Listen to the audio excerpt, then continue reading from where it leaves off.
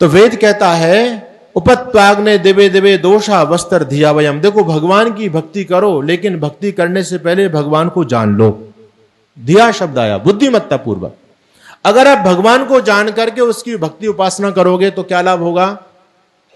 सबसे बड़ा लाभ यह है कि आपको भगवान बदलने नहीं पड़ेंगे।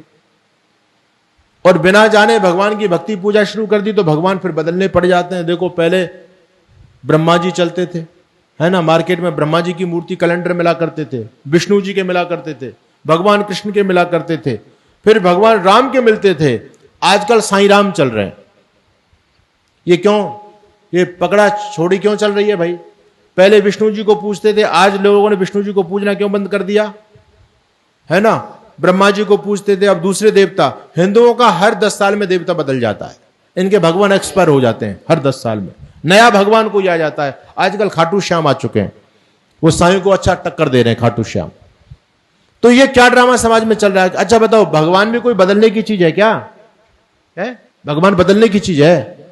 एक आजकल शनि आ गया, शनि और साईं ये बिल्कुल नए देवता हैं, दोनों की दोनों। और दोनों की दोनों देवता फिल्मों ने प्रमोट किए हैं। ये अमर अकबर एंथोनी फिल्म आई 1975 में, वो साईं को हिट कर गई, साईं को भगवान बना गई। शिरडी वाले साईं बाबा आया हूं तेरे दर पर बन के सवाली, है ना। और ये ऐसे ऐसे चमत्कार दिखाए, किसी पर बच्चा नहीं हो रहा है, वो चारों तरफ धक्के खा के आ गई। और जैसे साईं के दरबार में गई तो वो मां बन गई। ओ हमारी माताओं बहनों ने देखा, अरे साईं में बड़ी शक्ति है भाई, इसी की पूजा करो। अब तो किसी की नौकरी नहीं लग रही, किसी की फैक्ट्री नहीं चल रही, तो वो सब जगह उसने सब कुछ उपाय करके देख लिए। और जैसे श्रीणी धाम में पहुंचा, एकदम उसकी फैक्ट्री चल गई, सारा काम उसके बिगड़े काम बन गए। लोगों ने सोचा अब तो साईं में शक्ति है। ये हिंदू चमत्कारों पर विश्वास करता है, झूठे चमत्कारों पर।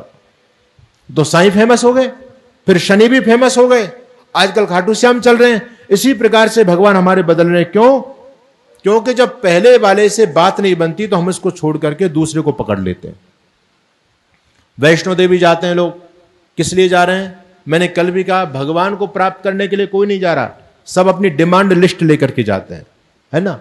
मां मुरादें पूरी कर दे, हलवा बांटूंगी। हलवा भी तब बटेगा जब मुराद पूरी हो जाएंगी, मुराद पूरी नहीं हुई तो नहीं।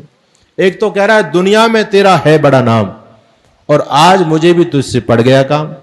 इसको भगवान से आज ही काम पड़ा है। दुनिया में तेरा है बड़ा नाम, आज मुझे भी तुझसे पड़ गया काम। मेरी विनती सुने तो जानू, और मानू तुझे मैं राम, और राम नहीं तो कर दूंगा सारे जग में तुझे बदनाम। भगवान को धमकी दे रहा है, मेरा काम कर दे नहीं तो पूरी दुनिया में बदनाम कर दूंगा। ऐसे भक्त हैं ये भगवान के भक्त कहला सकते हैं? तो भगवान को लोगों ने समझा नहीं है। हम अपनी डिमांड लिस्ट लेकर के जाते हैं, और हमारी जब मांग पूरी नहीं होती तो हम 4-6 साल तक खूब नाक रगड़ते हैं उसके सामने जाकर के, और जब मांग पूरी नहीं होती तो उसको छोड़ करके दूसरा पकड़ लेते हैं। वो कहते हैं भैया वैष्णो देवी में शक्ति नहीं है, अब तो खाटू श्याम में शक्ति है।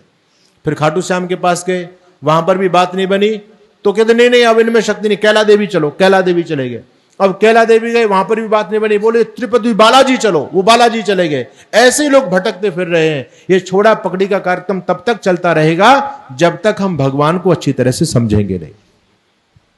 तो वेद कहता है धिया वयम, पहले उसको जानो।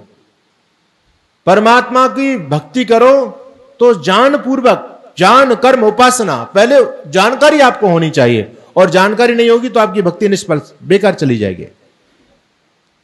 उसके स्वरूप को पहले जानो। विज्ञान भी यही कहता है, आर्य समाज भी यही कहता है कि पहले परमात्मा को जानो, उसके बाद उसकी भक्ति करो। हम जानना नहीं चाहते, सीधी भक्ति करना शुरू कर देते हैं। उस भक्ति का कोई भी लाभ आपको मिलने वाला नहीं है। उपत्ताग्ने दिवे दिवे दोषा वस्त्र धिया वयम नमो भरंत एमसी। भगवान की भक्ति कैसे करो? कहीं जाने की आवश्यकता नहीं है। ऋषि दयानंद कहते हैं कस्मै देवाय हविषा विधेम नमो भरंत एमसी। उस परमात्मा की नम्रता पूर्वक भक्ति विशेष किया करें, है ना। क्या शब्द है? नम्रता पूर्वक भक्ति विशेष किया करें। हमारे यहां नमस्कार मंत्र है या नहीं? ओम नमः शंभवाय च मयो भवाय च, नमः शंकराय च मयस्कराय च, नमः शिवाय च शिवतराय च। ये क्या है? नमस्कार मंत्र है। वेद भी ये कहता है नमो भरंते मसी, नम्रता से गदगद होकर के भगवान के उपकारों को अपने दिल में स्मरण करते हुए, उसके प्रति कृतज्ञ होते हुए। अब जब व्यक्ति भगवान की भक्ति में बैठता है तो उसके उपकारों को देखता है तो उसकी आंखें नम हो जाती हैं। प्रभु मेरा तो कुछ औकात नहीं है दुनिया में, जो जीवन देने वाले, इस जीवन को संचालन करने वाले आप ही हो। आपके बदौलत मेरी औकात क्या है। बहुत से लोगों की आंखों से आंसू टपकने लगते हैं, वो जब गदगद हो जाते हैं भगवान के उपकारों को स्मरण करते हुए। ऋषि दयानंद कहते हैं, नम्रता पूर्वक भक्ति विशेष किया करें, विशेष भावों के साथ में। कहीं जाने की आवश्यकता नहीं है, परमात्मा को स्मरण करो, शुद्ध भाव से परमात्मा को स्मरण करो।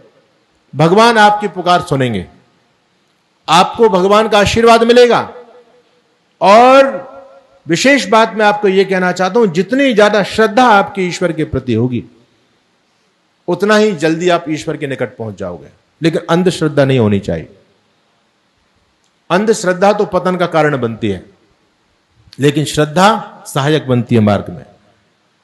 हमारे वेद में श्रद्धा सूक्तम है ना, श्रद्धया अग्नि समिद्यते श्रद्धया हूयते हवि। आप जब भी भक्ति भजन में बैठे तो विशेष मन में विशेष श्रद्धा होनी चाहिए। हमारे यहां बहुत से लोग तो वैसे वो जो है ना वो करते रहते हैं। हम जब प्रार्थना करते हैं तो उसमें पहले लोग गाते थे, प्रेम रस में तृप्त होकर वंदना हम कर रहे। अब लोग ये कहते हैं, हाथ जोड़ झुकाएं मस्तक वंदना हम कर रहे। तो उसमें मुझे नहीं पता आपके यहाँ क्या कहते होंगे, लेकिन उसमें भी लोगों का वाद विवाद चलता रहता है, तलवारें खिंचती रहती हैं। बोलो ये कैसे बोल दिया, अरे प्रेम रस में तृप्त होकर ये है, हाथ जोड़ झुकाएं मस्तक ये कैसे कह दिया तुमने। क्या इस यज्ञ के सामने, जड़ के सामने हम मस्तक झुका सकते हैं? अरे भले लोगों, आप प्रार्थना इस यज्ञ की कर रहे हो या यज्ञ रूप प्रभु की कर रहे हो? क्या परमात्मा के सामने मस्तक नहीं झुका सकते? परमात्मा के सामने हाथ नहीं जोड़ सकते हम?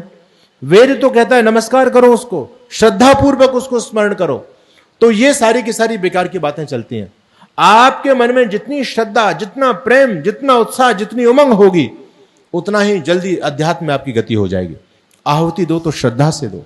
वेद कहता है श्रद्धा या अग्नि समिध्यते। अच्छा, आप अग्नि जब जलाते हो यज्ञ के अंदर, तो भैया सीधी माचिस डालो, कपूर जलाओ और ऐसे फेंक दो, अग्नि तो फिर भी जल जाएगी।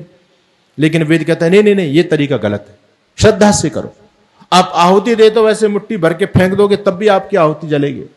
लेकिन वेद कहता नहीं, श्रद्धा या अग्नि समिध्यते श्रद्धया हूयते हवि। विशेष श्रद्धा होनी चाहिए आपके जीवन में। तो परमात्मा के प्रति विशेष श्रद्धा, अंधश्रद्धा नहीं, श्रद्धा ज्ञान पूर्वक होनी चाहिए। तो भगवान को ढूंढने के लिए कहीं जाने की आवश्यकता नहीं है। परमात्मा कण कण के अंदर विद्यमान है, जर्रे जर्रे में समाया हुआ है। बस वो आपके हृदय को पढ़ता है। आपका अंतःकरण यदि पवित्र होगा तो भगवान जी के दर्शन आपको मिलेंगे। इसलिए मन की शुद्धि पहली शुद्धि होती है। झूठ बोलना बंद करो, छल कपट प्रपंच ये सब रचना बंद करो, धोखा देना समाज को बंद करो, तो भगवान आपको मिलेंगे। और आप ये सारे के सारे ये कॉन्स्पिरेसी रच रहे हो, षड्यंत्र रच रहे हो, एक दूसरे को नीचा दिखाने में लगे हो, एक दूसरे की टांग खींचने में लगे हो, और फिर भगवान का भक्त भी बनना चाहते हो, ये संभव नहीं। तो वेद ने कहा, न तो भगवान की उपासना खड़े खड़े होती है, ना भगवान की उपासना दंड बैठक कसरत करके होती है, मुल्लाओं की तरह जो 5 बार करते हैं उनकी तरह भी नहीं होती। भगवान की उपासना आपको करनी है तो अपना स्थान बनाओ स्थिर सुखम आसनम। कहीं बाहर जाने की आवश्यकता नहीं है। अपना स्थान बनाओ और समय निर्धारित करो, आसन सिद्ध करो अपना। यह बहुत बड़ी बात है, योग शास्त्र इस बात को समझाता है। आसन सिद्ध करना बहुत जरूरी है। घंटे भर एक आसन में बैठने का अभ्यास आपका होना चाहिए। आसन सिद्ध होने से मन की वृत्तियों पर लगाम लगती है।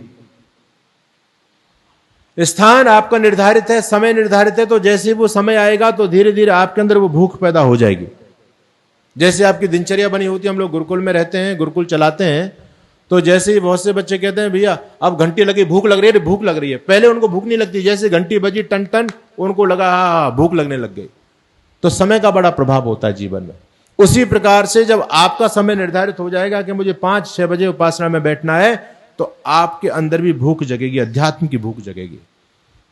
ये चीजें आडंबर नहीं है, ये चीज आवश्यक चीजें हैं सारी की सारी। स्थान का अपना बड़ा विशेष महत्व होता है। मैंने देखा बहुत सारे लोग पूजा के लिए कपड़े अच्छा रखते हैं, पूजा का भवन उनका अलग से होता है, उससे एक मानसिकता पैदा होती है और वो पैदा होनी बहुत जरूरी है। उससे पहले जो भी आप काम करते हैं तो पहले मन के अंदर भाव पैदा होना चाहिए, तो आपका वहां मन लगता है। जो पूजा घर है उस व्यक्ति उसमें शुद्धता पवित्रता का ध्यान